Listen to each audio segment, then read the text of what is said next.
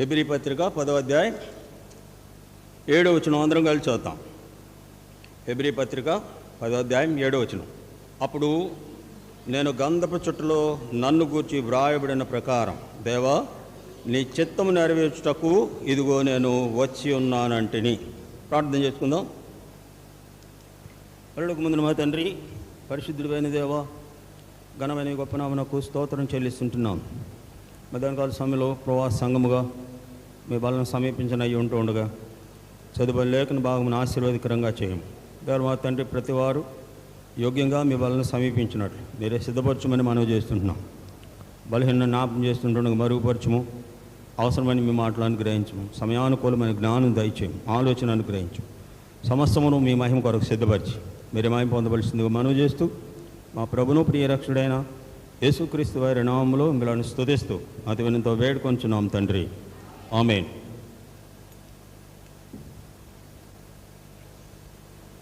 ఇలా చదువుబడిన వాక్య భాగంలో నీ చిత్తము నెరవేర్చుటకు ఇదిగో నేను వచ్చి ఉన్నానంటిని. దేవుని చిత్తం ఎన్ని రకాలైనటువంటి అనుభవాలు ఉన్నవో గతించినటువంటి వారంతో చూసినటువంటి ఇలా విషయాలు దాదాపు 9 విషయాలు చూసాం. ఏమిటి దేవుని చిత్తము అనే విషయంలో మొదటిది మత్తయి సువార్త 18వ అధ్యాయం 21వ వచనంలో 14వ వచనంలో ఎవరునూ నశించుట ఆయన చిత్తము కాదు అనేది చూసాం. ఇలా రెండవదిగా గమనించినప్పుడు ఎఫెసీ పత్రిక 1వ అధ్యాయం 11-12 వచనాల్లో దేవుని మహిమకు కీర్తి కలుగునట్లు ఆయన చిత్త ప్రకారము మనలను ఏర్పాటు చేసినట్లుగా చూసాం. ఇలా మూడవదిగా గమనించినప్పుడు తెస్సలోనికీ రాసిన మొదటి పత్రిక 5వ అధ్యాయం 10వ వచనంలో ప్రతి విషయంలో క్రీస్తు యేసునందు దేవునికి కృతజ్ఞత చెల్లించుట మీ విషయంలో దేవుని చిత్తము, ప్రతి విషయంలో అనే మాటను చూస్తాం. ఇలా నాలుగవదిగా తెస్సలోనికీ రాసిన మొదటి పత్రిక 4వ అధ్యాయం 7వ వచనంలో ప్రతివాడు తన దేహమును ఎట్లు కాపాడుకొనుట వలను పరిశుద్ధత యందు ఎట్లు కాపాడుకొనవలెను ఎరిగి ఉండుటే దేవుని చిత్తం. 5వదిగా మనం చూసినటువంటి విషయం ఎఫెసీ పత్రిక 6వ అధ్యాయం 7-5-8 వచనాల్లో ఇహమందు మీ యజమానులైన వారికి మీరు విధేయత చూపుట దేవుని చిత్తము. ఇహమందు మీ యజమానులైన వారికి మీరు విధేయత చూపుట దేవుని చిత్తము. 6వదిగా మనం చూసినటువంటి విషయం హెబ్రీ పత్రిక 10వ అధ్యాయం వాగ్దానము పొందు నిమిత్తం మీరు దేవుని చిత్తమును నెరవేర్చిన వారై వాగ్దానం పొందిన నిమిత్తము మీకు ఓర్మి అవసరమై ఉన్నది. వాగ్దానం పొందు నిమిత్తము దేవుని చిత్తాన్ని నెరవేర్చినటువంటి వారు దేవుని వాగ్దానాన్ని స్వతంత్రించుకున్న నిమిత్తమై మీకు ఓరిమి అవసరమై ఉన్నది. ఇక్కడ 7వదిగా మనం చూసినటువంటి విషయం రోమాపత్రిక 8వ అధ్యాయం 26వ వచనం దేవుని చిత్త ప్రకారము ప్రభువైన యేసుక్రీస్తు వారు పరిశుద్ధులందరి కొరకు విజ్ఞాపన చేస్తున్నాడు అని రాయబడిన మాటను చూసాం. ఇలా 8వదిగా గమనిస్తే పేతురు రాసిన మొదటి పత్రిక 2వ అధ్యాయం 15వ వచనంలో మూర్ఖులైన వారి నోళ్ళు మూయించుట దేవుని చిత్తము. లోకంలో మూర్ఖులైనటువంటి వారి నోళ్ళు మూయించుట దేవుని చిత్తం. 9వదిగా గత వారం లూకాసు వార్త 12వ అధ్యాయం 47వ వచనంలో తన యజమానుని చిత్తం ఎరిగుండియు ఆయన చిత్తము చొప్పున సిద్ధపడిన దాసునికి అనేకమైన దెబ్బలు తగులును. ఇక్కడ 10వదిగా చూస్తాం. చూడండి, తెస్సలోనికీ రాసిన మొదటి పత్రిక 4వ అధ్యాయం 3వ వచనం అందరం కలిసి చదువుతాం. తెస్సలోనికీ రాసిన మొదటి పత్రిక 4వ అధ్యాయం 3వ వచనం మీరు పరిశుద్ధులగుటయే అనగా మీరు జారత్వమునకు దూరముగా నుండుటయే దేవుని చిత్తం. ఇక్కడ 10వదిగా మనం గమనించినటువంటి వాక్య భాగం ఏమిటంటే మీరు పరిశుద్ధత కలుగుటకు, అంటే పరిశుద్ధతను పాడు చేసేటువంటి జారత్వానికి మీరు దూరముగా ఉండుటే ఇక్కడ దేవుని చిత్తము అని రాయబడి ఉన్నది. ఇక్కడ జారత్వము అనేది దైవ గ్రంథం 2 భాగాలుగా వెల్లడిపరిచింది. జారత్వము అనేది 2 భాగాలుగా చూస్తాం. ఒక జారత్వం ఏమి తెలియపరిచిందంటే, దేవునిని విడిచి వేరొక మార్గాన్ని అనుసరించిన, లేక దేవుని వాక్యానికి వ్యతిరేకంగా జీవించిన దాన్ని జారత్వంతో పోల్చింది. చూడండి, మొదటిగా ఒక మాట చూస్తాం. యేస్కేలు గ్రంథం 16వ అధ్యాయం, యేస్కేలు గ్రంథం 16వ అధ్యాయం 21, 22 వచనాల్లో ఇక్కడ ఇజ్రాయేల్ ప్రజల పక్షంగా దేవుడు మాట్లాడుతున్నటువంటి మాట. యేస్కేలు గ్రంథం 16వ అధ్యాయం 21, 22 వచనాలు. మరియు నీవు నాకు కనిన కుమార్తెను ఆ బొమ్మలు మింగివేసినట్లు వాటి పేరిట వాటిని వధించితివి. నీ జారత్వము చాలకపోయెననియు నా పిల్లలు వధించి వాటికి ప్రతిష్ఠించి అప్పగించితివి.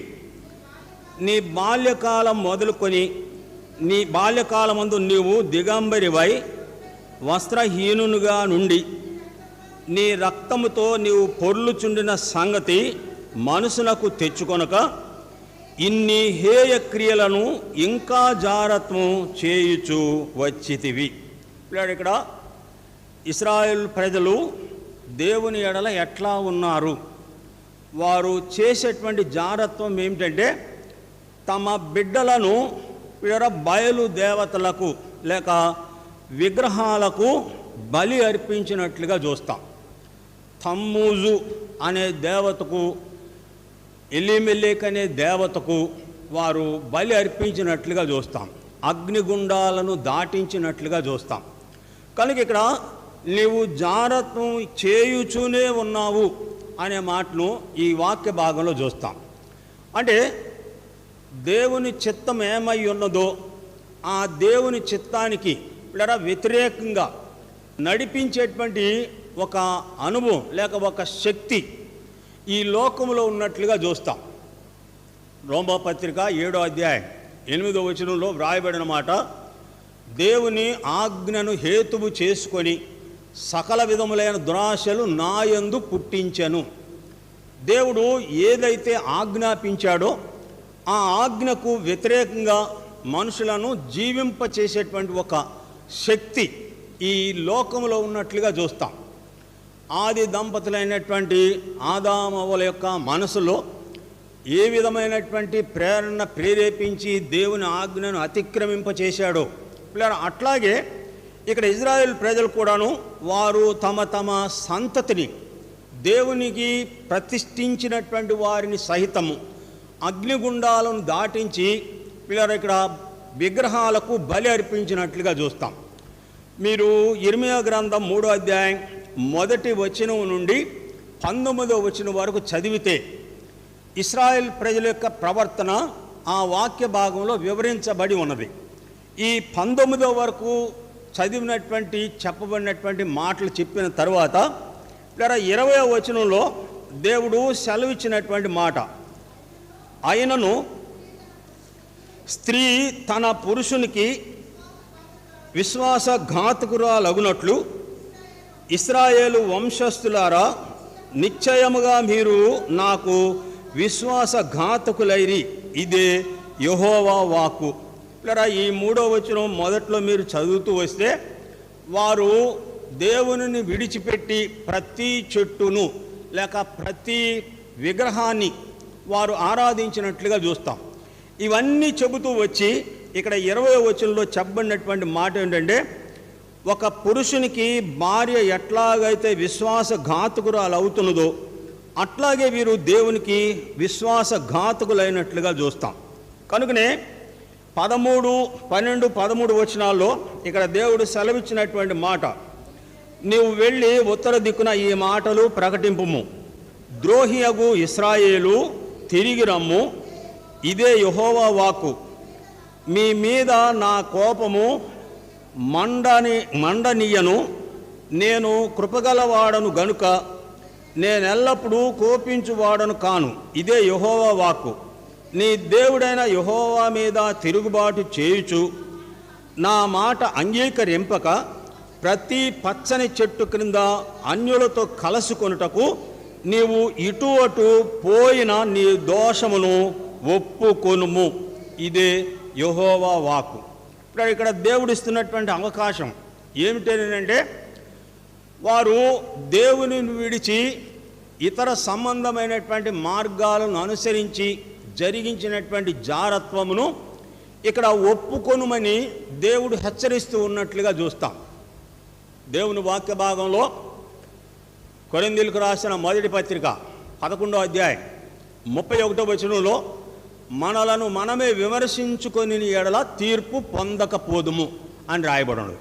ఇప్పుడు ఇక్కడ వారికి స్వవిమర్శ లేనటువంటి కారణం చేత వారి ఇష్టానుసారమైనటువంటి జీవితం జీవించినట్లుగా చూస్తాం.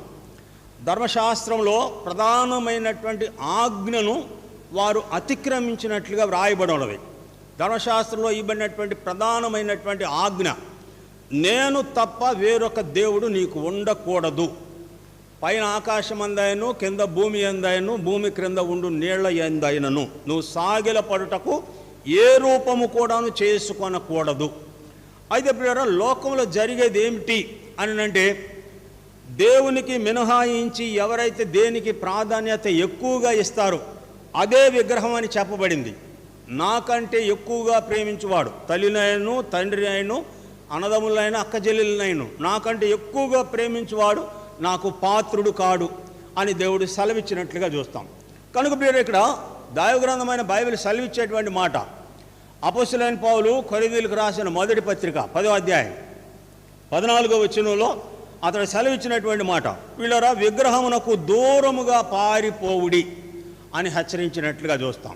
విగ్రహమునకు దూరముగా పారిపోవుడి. యోహాను రాసిన మొదటి పత్రిక 5వ అధ్యాయం 21వ వచనంలో, పిల్లలారా విగ్రహముల జోలికి పోకుడి అని యోహాను కూడాను హెచ్చరించినట్లుగా చూస్తాం. అయితే ఇక్కడ ఇజ్రాయేల్ ప్రజలు చేసింది ఏమిటంటే, దేవుని కంటే వారు ఏర్పాటు చేసుకున్నటువంటి మార్గాలకే వారు ఎక్కువగా ప్రాధాన్యత ఇచ్చినట్లుగా చూస్తాం. మీరు మొదటి సమూయేలు గ్రంథం 2వ అధ్యాయంలో ఏలీ కుటుంబాన్ని గురించి దేవుడు సెలవిచ్చినటువంటి మాట సమూయేలుతో పంచుకున్నట్లుగా వ్రాయబడి ఉన్నది. ఆయన చేసేటువంటి కార్యం ఎట్లాంటిది ఏలీ కుటుంబ పక్షంగా అంటే, ఇశ్రాయేలు ప్రజలు చెవులు గింగురులు తిరుగునట్టు వారి మీదకు నేను కీడును రప్పించబోచున్నాను. 30వ వచనం ఆఖరిలో చెప్పిన మాట, నన్ను ఘనపరచు వారిని నేను ఘనపరచుదు, నన్ను తృణీకరించిన వారు తృణీకారం పొందుదురు. దేవుని చిత్తమును నెరవేర్చినటువంటి వారిని దేవుడు ఘనపరుస్తూ ఉన్నట్లుగా చూస్తాం. లేదా దేవుని చిత్తానికి వ్యతిరేకంగా జీవించినటువంటి వారిని దేవుడు ఇక్కడ తృణీకరిస్తూ ఉన్నట్లుగా వ్రాయబడి ఉన్నది. కారణం ఏమిటంటే, దేవుడు సమూయేలుతో పంచుకున్నటువంటి మాట, ఏలీ తన కుమారులకే ప్రాధాన్యత ఇచ్చినట్లుగా వ్రాయబడి ఉన్నది.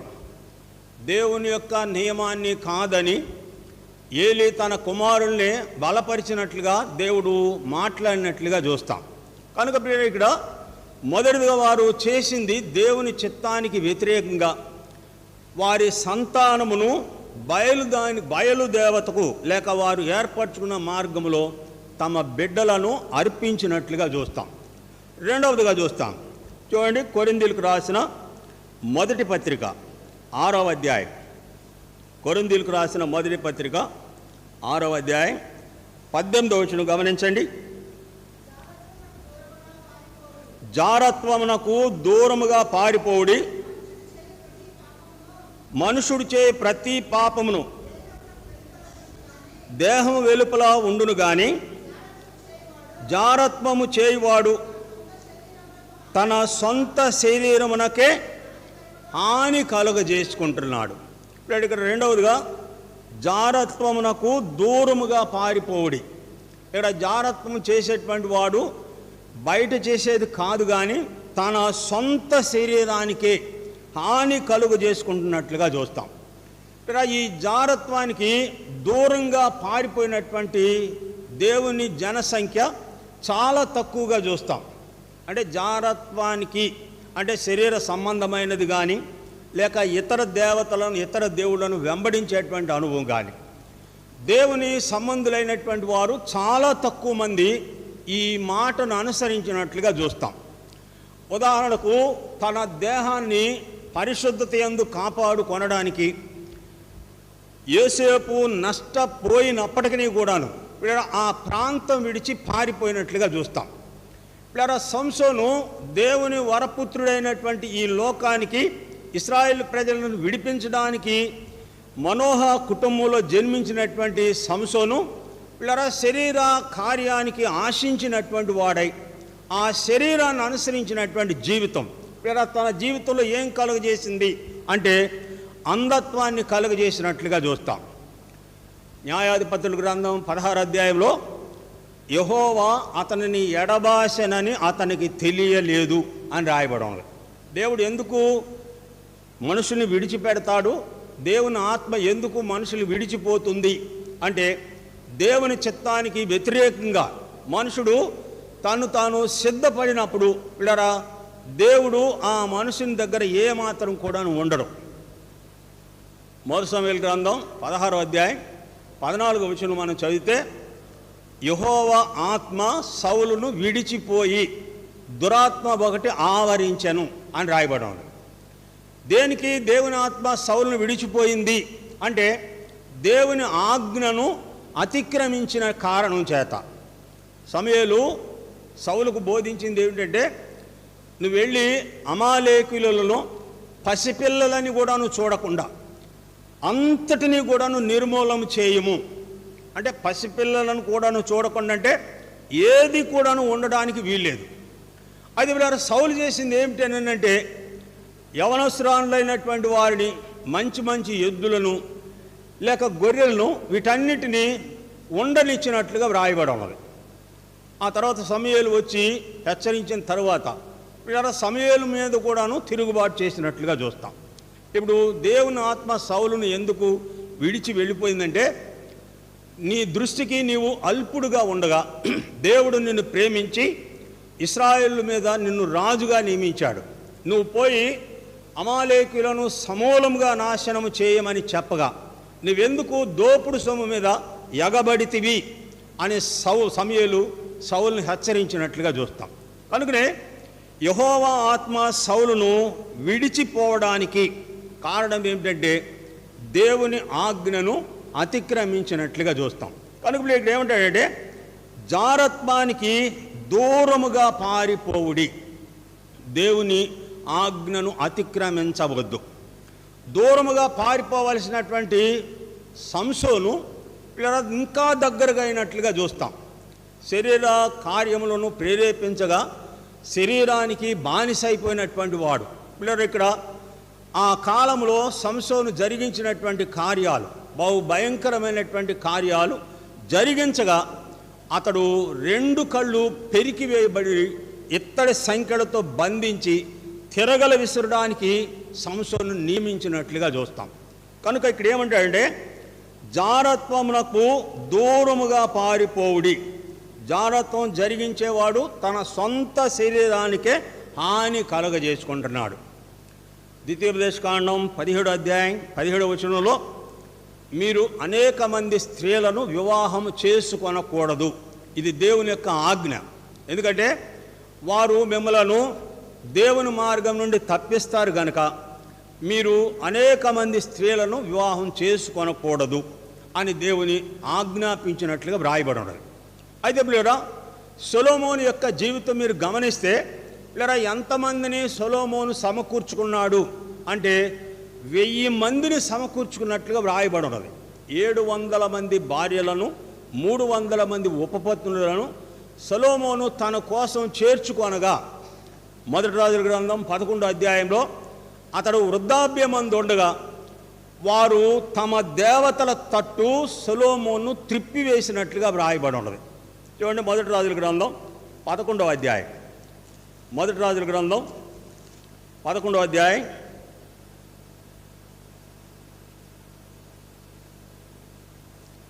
2వ వచనం.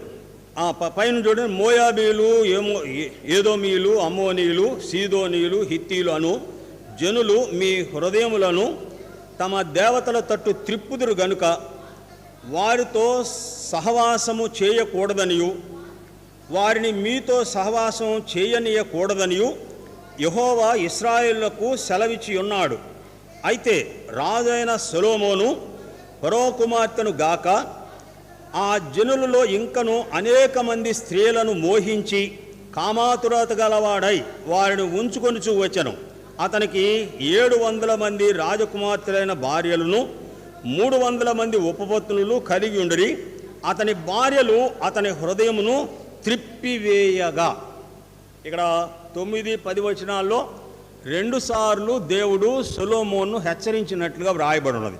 అయితే సొలొమోను దేవుని యొక్క హెచ్చరికను ఏమాత్రం తీసుకొనని కారణం చేత దేవుడు సొలొమోను మీద కోపగించినట్లుగా దేవుని వాక్య భాగంలో వ్రాయబడినట్లుగా చూస్తాం. కనుక ఇక్కడ వారిని మోహింపగా అనే మాట, వారు తన హృదయాన్ని వారి దేవతల తట్టు త్రిప్పివేసినట్లుగా చూస్తాం. లేదా వారి దేవతలకు బలిపీఠాలు కట్టినట్లుగా కూడాను వ్రాయబడి ఉన్నది. ఆ తర్వాత అంతా మనం చదివితే సొలొమోను వారు అనుసరించేటువంటి దేవతలకు బలిపీఠాలు కట్టినట్లుగా కూడాను వ్రాయబడి ఉన్నది.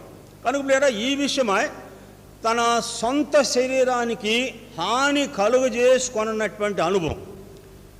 యోబు గ్రంథం 31వ అధ్యాయం 1వ వచనంలో యోబు పలికిన మాట, నా కన్నులతో నేను నిబంధన చేసుకొంటిని, నేను కన్యకను ఎలాగూ చూతును. అంటే అర్థం ఏంటి? నేను కన్యకను ఎలాగూ చూతును. ఎందుకు వీరందరూ ఇంతమంది చేసిరంటే, అందాన్ని చూసినటువంటి వారై అందానికి దాసోహం అయిపోయి సొలొమోను ఈ అందానికి లోబడినటువంటి వాడై ఆ తర్వాత గ్రహించిన తర్వాత అతను సామెతల గ్రంథంలో చెప్పిన మాట, సామెతల గ్రంథం 31వ అధ్యాయం 30వ వచనంలో, అందము మోసకరము, సౌందర్యము వ్యర్థము. ఆ తర్వాత స్త్రీని గురించి అతను రాసిన మాట ప్రసంగి గ్రంథంలో అంటాడు, దేవుని దృష్టికి మంచివాడు మాత్రమే దాన్ని తప్పించుకుంటాడు కానీ మిగిలినటువంటి ప్రతి వారు దానికి పట్టబడును, ఉరుల వంటి స్త్రీ అని చెప్పినట్లుగా చూస్తాం.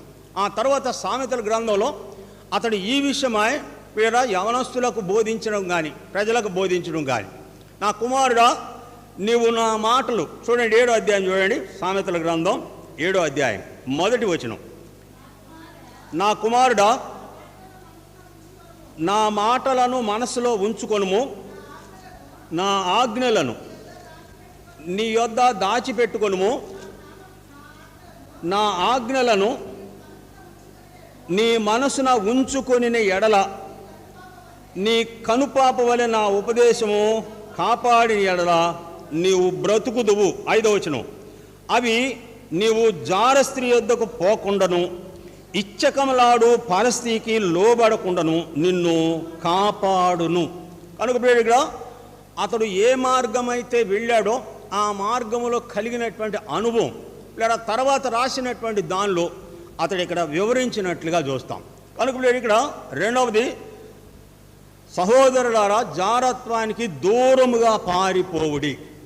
మొదటి జారత్వము దేవునిని విడిచి మరొక మార్గాన్ని అనుసరించడం వ్యభిచారంతో పోల్చబడి ఉంది. 2, తన సొంత శరీరానికే హాని కలుగజేసేటువంటి వారిని దేవుని వాక్య భాగంలో చూస్తాం. లేదా తన సొంత శరీరానికి హాని కలుగజేసేటువంటి వాడు లేదా ఎట్లా కలుగు చేస్తాడు అని అంటే, కొరింథీయులకు రాసిన మొదటి పత్రిక 5వ అధ్యాయం 4 వచనాలు, మొదటి నుండి 4 వచనాలు చదువుతూ వస్తే కొరింథీ సంఘంలో జరిగినటువంటి ఘోరం అన్యజనులలో కూడాను జరగదు, అంత ఘోరం జరిగినట్లుగా చూస్తాం. వ్యామోహముతో పరస్త్రీల ఎడల వారు ప్రవర్తించినటువంటి ప్రవర్తన ఎలాంటిది అంటే, అన్యజనులు కూడాను అలాగ చేయరు. అలాగ చేసినటువంటి వారిని వెలివేయకపోగా వాడితోనే కలిసి అతిశయిస్తున్నటువంటి ప్రజలను చూస్తాం. వారినే ఇళ్లల్లోకి తెచ్చుకొని మర్యాద గౌరవం మర్యాదలు చేసేటువంటి ప్రజలను చూస్తాం. అందుకే పౌలు ఏమంటాడంటే, మీరు ఈ కార్యం చేసి కూడాను ఉప్పొంగుచున్నారే కానీ వాడిని మీలో నుండి వెలివేసినటువంటి వారు కారు అని హెచ్చరించినట్లుగా చూస్తాం. ఆ తర్వాత అదే అధ్యాయంలో, మీకు సిగ్గు రావాలనని మీకు ఈ మాట చెప్పుచున్నాను, ఏమి మీలో తీర్పు తీర్చగలవాడు ఒక్కడు కూడాను బుద్ధిమంతుడు లేడా? ఈ విషయమై మీరు అన్యజనులను తీసుకొని వచ్చి సంఘంలో కూర్చోబెట్టుదురా అని పౌలు హెచ్చరించినట్లుగా చూస్తాం. కనుక మీరు ఇక్కడ రెండవది, జారత్వానికి దూరముగా పారిపోవుడి. దేవుని చిత్తం ఏమిటంటే జారత్వానికి దూరంగా ఉండడమే దేవుని చిత్తం. మొదటి జారత్వం దేవునిని విడిచి అమితంగా ప్రేమించిందే జారత్వం. దేవునికి ప్రాధాన్యత ఇవ్వకుండా ఎక్కువగా ఏదైతే ప్రేమిస్తామో దానినే జారత్వంగా ఎంచబడింది. రెండు, శరీర సంబంధమైన జారత్వం. ఇక్కడ మీరు జారత్వములకు దూరముగా పారిపోవుడి అని ఇక్కడ హెచ్చరించినట్లుగా చూస్తాం. ఇక్కడ మూడవదిగా ఏది జారత్వంగా ఎంచబడింది చూడండి. యాకోబు పత్రిక 4వ అధ్యాయం, యాకోబు పత్రిక 4వ అధ్యాయం 4వ వచనం, వ్యభిచారులారా, ఈ లోక స్నేహము దేవునితో వైరమని మీరు ఎరుగరా? కాబట్టి ఎవడు ఈ లోకముతో స్నేహము చేయగోరునో వాడు దేవునికి శత్రువగును. అంటే ఇక్కడ దేవుని చిత్తం ఏమిటి? లోకానికి ప్రత్యేకంగా జీవించడమే దేవుని చిత్తం. ఎవరైతే లోకాన్ని స్నేహిస్తారో వారు దేవునికి శత్రువులు అవుతున్నట్లుగా చూస్తాం. లేదా ఏమిటి లోకాన్ని ప్రేమించడము అంటే, యోహాను రాసిన మొదటి పత్రిక 2వ అధ్యాయం 16వ వచనంలో చదువుతాం. లోకంలో ఉన్నదంతయు శరీరాశ, నేత్రాశ, జీవపు డమ్ము, ఇవి తండ్రి వలన కలిగినవి కావు. 17వ వచనంలో దేవుని చిత్తము ఎవరైతే నెరవేరుస్తారో వారు నిరంతరము నిలిచి ఉంటారు అని రాయబడినది. లేదా ఈ 3 కార్యాలు కూడాను మనుషులు అనుకొనకుండా వీటిని అనుసరించి జీవించేవారు కూడాను ఉన్నారు. జీవిస్తూ కూడాను నేను దానిలో లేను అని అనుకుని తమను తామే మోసం చేసుకునే వాళ్ళు కూడాను లోకంలో లేకపోలేదు. ఇక్కడ ఏమంటాడంటే, శరీరంలో ఉన్నది ఏమిటి? మొట్టమొదటిది ఏమిటంటే శరీరాశ, నేత్రాశ. శరీరాశ అంటే ఎన్ని కార్యాలు ఉన్నాయి? శరీర కార్యాలు ఎన్ని ఉన్నాయంటే, మార్క్సు వార్త 7వ అధ్యాయం 21 నుండి 22 వరకు, గలతీ పత్రిక 5వ అధ్యాయం 19, 20, 21 వచనం, ఈ రెండిట్లో మీరు చదివితే దాదాపు 25, 26 కార్యాలు ఉన్నాయి, శరీర కార్యాలు. ఈ శరీర కార్యాలు మనుషుని మీద నిరంతరము దాడి చేస్తూనే ఉంటాయి అపవిత్రపరచడానికి. అయితే ఎవరు వీటి నుండి తప్పించుకుంటారు అంటే దేవుని దృష్టికి మంచివారుగా ఉన్నవారు మాత్రమే. పిల్లలు, ఈ 26 కార్యాల్లో ఏది కూడాను నా యందు లేదు అని చెప్పగలిగినటువంటి ధైర్యం ప్రభువైన యేసుక్రీస్తు వారికి మినహాయించి ఈ లోకంలో మనుషుడైనటువంటి వారికి ఎవరికి కూడాను లేనట్లుగా చూస్తాం. ప్రతివాడు ఈ శరీర కార్యాలకు ఏదో ఒక కార్యానికి మనుషుడు బానిస అవుతూనే ఉన్నాడు, శరీర కార్యం నెరవేరుస్తూనే ఉన్నాడు. కాబట్టి ఇక్కడ శరీర కార్యములు స్పష్టమై ఉన్నవి 26. రెండవది చెప్పబడినటువంటి మాట, రెండవది అందము అని చెప్పబడింది. శరీరాశయు, నేత్రాశయు. ఇక్కడ నేత్రం చూసినటువంటి ప్రతీదీ కూడాను మనుషుని ఆకర్షింపజేస్తున్నట్లుగా వ్రాయబడి. అదే ఇందాక మనం చూసాం ప్రసంగి గ్రంథం 2వ అధ్యాయం 10వ వచనంలో, నా కన్ను ఆశించిన ప్రతీ దానిని నేను అనుభవించకుండా నా హృదయమును నిర్బంధించలేదు అని సొలొమోను చెప్పిన మాట చూస్తాం. ఇక్కడ అందము అనేది మనుషుని ఆకర్షిస్తూ ఉన్నట్లుగా చూస్తాం. ఇక్కడ ఈ అందాన్ని కోరినటువంటి వారు దేవుని సేవకులు కానీ, లేక పెద్దలు కానీ, లేక అవిశ్వాసులు కానీ, ఇక్కడ ఈ అందాన్ని కోరినటువంటి వారు ఏం చేస్తున్నారు అంటే, మనం నిరంతరము లోకంలో చూస్తాం, మనుషుడు పళ్ళు ఊడిపోయి రెండవసారి పళ్ళు కట్టుకున్నా కానీ ఆ మనుషుడు జుట్టు మాత్రం తెల్లగా ఉండదు. పళ్ళు ఊడిపోయి ఒకసారి కట్టుకున్నా ఆ జుట్టు మాత్రం తెల్లగా ఉండదు, నల్లగానే ఉంటుంది. దేవుని వాక్యం సెలవిచ్చిన సత్యం ఏంటంటే సామెతల గ్రంథం 16వ అధ్యాయం 31వ వచనంలో నెరసిన వెంట్రుకలు సొగసైన కిరీటము అవి ఎవరికి కలిగి ఉంటాయి? ఎవరికి? నెరసిన వెంట్రుకలు సొగసైన కిరీటము అవి నీతి ప్రవర్తన గల వారికి కలిగి ఉంటాయి. ఇప్పుడు నెరసిన వెంట్రుకలు సొగసైన కిరీటము అంటే ఇది దేవుడిచ్చినటువంటి యథార్థమైనటువంటి విషయం. ఇదే సామెతలు 20లో ఏమంటాడంటే వృద్ధులకు బలము అలంకారము, నెరసిన వెంట్రులకు వృద్ధులకు సౌందర్యము. ఇది సౌందర్యానికి సంబంధించినటువంటి మాట. కీర్తన 65లో ఈ రాజు నీ ప్రభువు నీ సౌందర్యమును కోరినటువంటి వాడు. పిల్లరా ఈ అందాన్ని ఆశించినటువంటి వ్యక్తులు పిల్లరా ఏం చేస్తున్నారు అంటే ఈ తెల్లగా ఉన్నటువంటి జుట్టును నల్లగా చేయడానికి రంగులు వేసే వారిని చూస్తాం. ఈ రంగులు వేయటం మీరు ఇప్పుడుతో వచ్చింది కాదు. ఇది ఎక్కడి నుంచి ఉందంటే యెజబేలు దగ్గర నుంచి ఉంది. యెహూ దేశంలోనికి వచ్చాడు అని వినబడగానే యెజబేలు వెళ్ళి ముఖానికి రంగు పూసుకొని శిరోభూషణములు ధరించుకొని పైన కిటికీలో నుండి చూచుచుండెను అని రాయబడి. ఇప్పుడు ఇట్లా వేసేటువంటి వారికి ఈ విషయం తెలియదా అని అంటే ఈ వాక్యం చదువుతున్నా కానీ వారి కంటికి కనబడదు. ఎందుకంటే వారిని వారే సమర్థించుకుంటారు. ఇప్పుడు రంగు వేసినంత మాత్రాన నువ్వేం కుర్రోడు అయిపోవు. ముడతలన్నీ పళ్ళు ఊడిపోయి ముడతలు పడ్డాయి, జుట్టు నల్లంగా ఉంటే ఎట్టా ఉంటుందంటే ఎలుగుబంటు ఉంటుంది చూడు, జూలో ఎలుగుబంటు ఉంటుంది చూసారా. నేను పనిచేసేటప్పుడు భూషణం అని ఒక ఆయన ఉన్నాడు, ప్రింటింగ్ చేస్తాడు. మేము మధ్యాహ్నం 12కి కలిసి భోజనం చేస్తాం. భోజనం చేస్తూ ఆయన ఏమన్నాడంటే వెంకటేశ్వరరావు అందరూ నన్ను తాత తాత అంటున్నారు బస్సు ఎక్కిన దగ్గర నుంచి అన్నాడు. ఇప్పుడు తాతని ఎవరిని అంటాడు? ముసలోళ్ళని అంటారు, వెంటనే నడిచిపోయినాడు. తాత తాత అంటున్నారాయా, ఏం చేయాలి నాకు అర్థం కావట్లేదు అన్నాడు. నేనేమన్నానంటే ఏం చేద్దాం అనుకుంటున్నారు వీరేనంటే నేను రంగు వేద్దాం అనుకుంటున్నాను అన్నాడు. అనేటప్పటికి సరే వేయండి అన్న. లేదా ఒక వారం వేసుకొని వచ్చాడు. ఎట్లా ఉన్నాడంటే ఖచ్చితంగా జూలో ఉన్నటువంటి ఎలుగుబంటిలాగే ఉన్నాడు. అందరూ చూసి ప్రత్యేకంగా ఆయన చూస్తున్నారు. ఆయన పేరు భూషణం. ఆ రోజు భోజనం చేసేటప్పుడు ఏమో వెంకటేశ్వరరావు ఏంటి అందరూ నన్నే చూస్తున్నారు ఏంటి అన్నాడు. అనేటప్పుడు నేనేమన్నానంటే నిజం చెప్పమంటావా అన్న. చెప్పమన్నాడు. నేను ఖచ్చితంగా చెబుతున్నాను, మీకు ఖచ్చితంగా ఎలుగుబంటిలాగే ఉన్నారన్నాడు. అంతే. రెండో రోజు గుండు గీకించేశాడు. గుండు గీకి బయటకు వచ్చాడు. ఇక ఆ తర్వాత వచ్చిన చుట్టూ అట్టాగే ఉంచాడు. లేదా ఈ విషయం దేవుని సంబంధులైన వారికి తెలియదా అని అంటే ఏమాత్రం కూడా తెలియదు. ఎందుకంటే వారు అందానికి ప్రాధాన్యత ఇస్తున్నారు కాబట్టి వారికి అది తప్పుగా కాదు. వారు చేసేదంతా వారికి ఒప్పుగానే ఉంటుంది.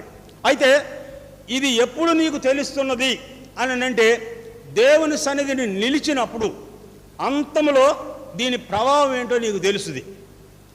లోకంలో ఉన్నటువంటి ప్రజలందరూ కూడాను వారి హృదయ మోసంలోనే ఉన్నారు అని అనడానికి యాకోబు పత్రిక 1వ అధ్యాయం 22వ వచనంలో చెప్పబడినటువంటి మాట ప్రకారం మీరు విలువారు మాత్రం అయ్యుండి మిమ్మల్ని మీరు మోసపుచ్చుకొనకుండా వాక్య ప్రకారం ప్రవర్తించువారునయ్యుండుడి అని ఎందుకు యాకోబు హెచ్చరించాడు అని అంటే విని చదివి ఆ చదివిన దాన్ని విన్నదాని ప్రకారం నడనటువంటి వారందరూ కూడాను పిల్లల మోసం క్రిందే ఉన్నట్లుగా చూస్తాం. కనుక ఇక్కడ ఏమంటాడంటే లోకమును స్నేహించువాడు దేవునికి శత్రువగును. ఈ లోక స్నేహము వ్యభిచారంతో పోల్చబడినట్లుగా చూస్తాం. తర్వాత ఈ అందాన్ని చూసి పాడైపోయినటువంటి వారు లోకంలో చాలామంది ఉన్నట్లుగా చూస్తాం. 2వ తిమోతి పత్రిక 4వ అధ్యాయం 10వ వచనంలో పౌలు తిమోతికి రాస్తూ దేమ ఇహలోకమును స్నేహించి నన్ను విడిచి తెస్సలోనికకు వెళ్ళెను అని రాయబడం.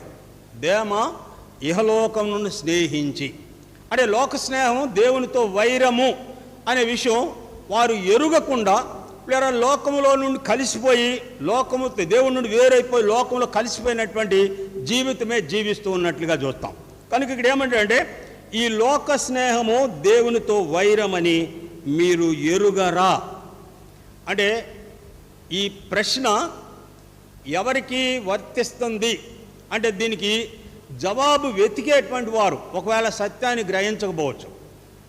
ఇప్పుడు నువ్వు లోకంలో అందంగా కనబడటం ద్వారా నీకు వచ్చేటువంటి లాభం లేదు, నీకు వచ్చే నష్టం కూడాను లేదు.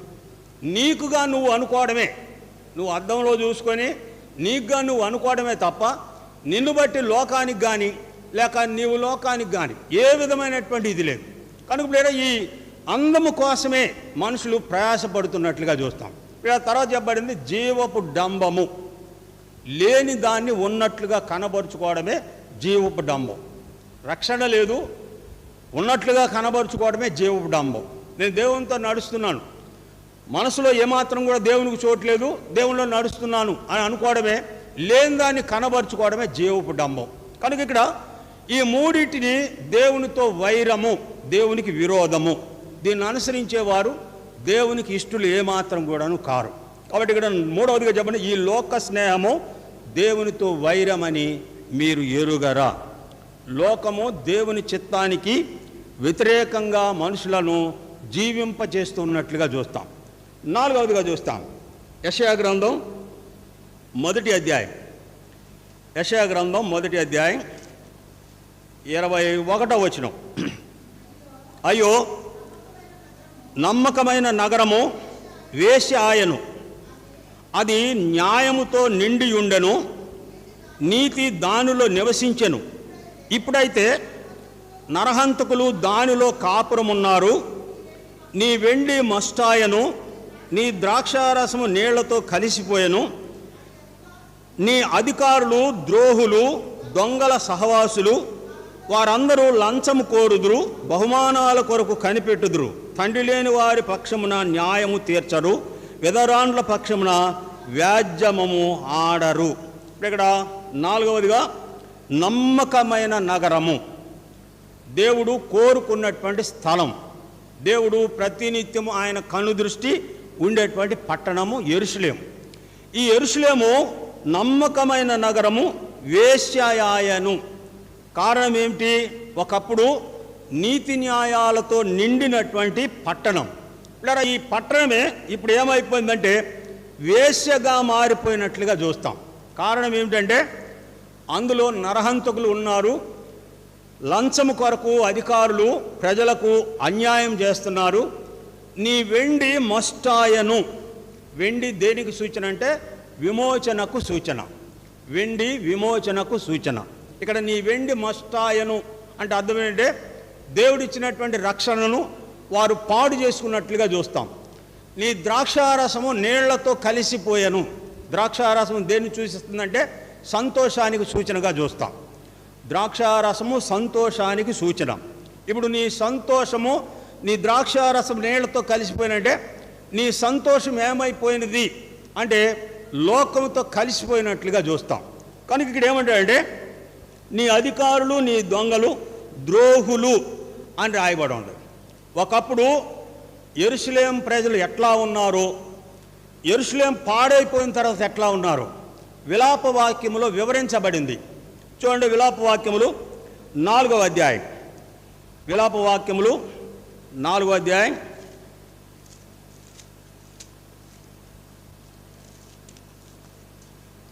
7వ వచనం. దాని ఘనులు హిమము కన్నా శుద్ధమైన వారు, వారు పాల కంటే తెల్లని వారు, వారి శరీరములు పగడముల కంటే ఎర్రనివి, వారి దేహ కాంతి నీలము వంటిది. ఇది న్యాయము సంచరించినటువంటి దినాల్లో యెరూషలేములో జీవించేటువంటి ప్రజల యొక్క జీవితాన్ని చూస్తాం. నీతి న్యాయములు యెరూషలేములో ఉండగా అందులో నివాసం చేసేటువంటి ప్రజలు ఎట్లా ఉన్నారంటే వారి గనులు హిమము కన్నా శుద్ధమైన వారు, వారు పాల కంటే తెల్లని వారు, వారి శరీరములు పగడముల కంటే ఎర్రనివి, వారి దేహకాంతి నీలము వంటిది. అలాంటి ఆకారం 8వ వచనం. అట్టి వారి ఆకారము బొగ్గు కంటే నలుపాయను, వారిని వీధిలో చూచువారు వారిని గుర్తుపట్టజాలరు, వారి చర్మము వారి ఎముకలకు అంటుకొని ఉన్నది, అది ఎండిన కర్ర వంటి దాయను. అంటే ఎట్లా ఉన్నారు వాళ్ళు? వీధికి పెట్టిన బల్బుల్లాగా ఒక కాలంలో ఉంటే మరో కాలం వచ్చేటప్పటికి బర్రెకు పట్టిన జోర్రేగుల్లాగా ఉన్నారు. వారి గనులు హిమము కంటే తెల్లని వారు. అంటే వారిని చూడగానే వారి యొక్క ముఖ కవళికలు కానీ వారి యొక్క ప్రవర్తన కానీ ప్రజలకు ఇష్టమైనటువంటి వారు. అలాంటి వారు బొగ్గు కంటే, వారి ఆకారం బొగ్గు కంటే నలుపాయను, వారు వీధుల్లో చూచువారు వారు గుర్తుపట్టకుందురు, వారి చర్మము వారి ఎముకలకు అంటుకొని ఉన్నది. కనుక ఇక్కడ 4వదిగా నమ్మకమైనటువంటి నగరము వేశ్య అయిపోయినట్లుగా చూస్తాం. ఎందుకు ఈ వేశ్య అవడానికి ఇక్కడ 4 కారణాలు ఇర్మియా కాలంలో దేవుడు వెల్లడిపరిచాడు. ఇర్మియా గ్రంథం 2వ అధ్యాయం 26వ వచనంలో వారు ప్రతి మానుని నీవే మమ్ములను పుట్టించదు అన్నారు, ప్రతి రాయిని నీవే మాకు తండ్రివి అన్నట్లుగా వ్రాయబడినది. ఇక్కడ 2వదిగా ఇర్మియాతో దేవుడు తెలియజేసినటువంటి మాట 3వ అధ్యాయం 9-10 వచనాల్లో ఇక్కడ వారు చెప్పిన మాట చూస్తాం. వ్యభిచారము చేసెను, నిర్భయముగా వ్యభిచారము చేసెను, దేశములో అపవిత్ర పరిచను, ఇంతగా జరిగినను విశ్వాసఘాతకురాలకు ఆమె సహోదరి అయిన యోధ పైవేషమునికే గాని తన హృదయముతో నా యొద్దకు తిరిగి రాకుండుట లేదని యెహోవా సెలవిచ్చుచున్నాడు. కాగా విశ్వాసఘాతకురాలకు యోధా కంటే ద్రోహియగు ఇశ్రాయేలు తాను నిర్దోషి అని రుజువుపరుచుకొనిచున్నది. అపవిత్రమైనటువంటి జీవితంలోనే ఉండి నేను నిర్దోషిని అని చెప్తున్నట్లుగా చూస్తాం. ఆ తర్వాత రాయబడినటువంటి మాట యెషయా గ్రంథం 3వ అధ్యాయం 16వ వచనం. యెషయా గ్రంథం 3వ అధ్యాయం 16వ వచనం. మరియు యెహోవా సెలవిచ్చినదేమనగా, సియోను కుమార్తెలు గర్విష్ఠురాండ్రై మెడ చాచి నడుచుచు ఓరచూపులు చూచుచు కులుకుతో నడుచుచు తమ కాళ్ళ గజ్జలను మ్రోగించుచున్నారు. సియోను కుమార్తెలు ఎట్లా ఉండాలి, వారి యొక్క అలంకారం ఎట్లా ఉండాలి, దేవునికి ఇష్టంగా ఉండాలి.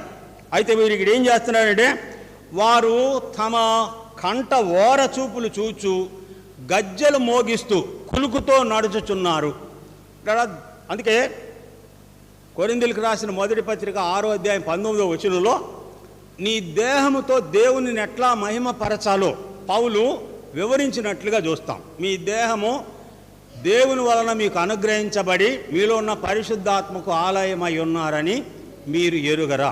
నీ దేహం ఎట్లా ఉండాలంటే దేవుని మహిమార్థమై ఉండాలి. అయితే పిల్లరా, వీరి దేహం ఎట్లా ఉన్నది?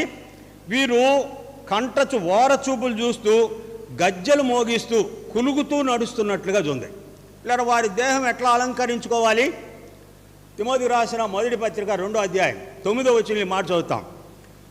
దైవభక్తి స్త్రీలకు తగినట్లుగా తగుమాత్రపు వస్త్రములనే ధరించు, బంగారంతోనైను మిగులుగల వెలగల వస్త్రములతోనైను మీరు అలంకరించుకొనక.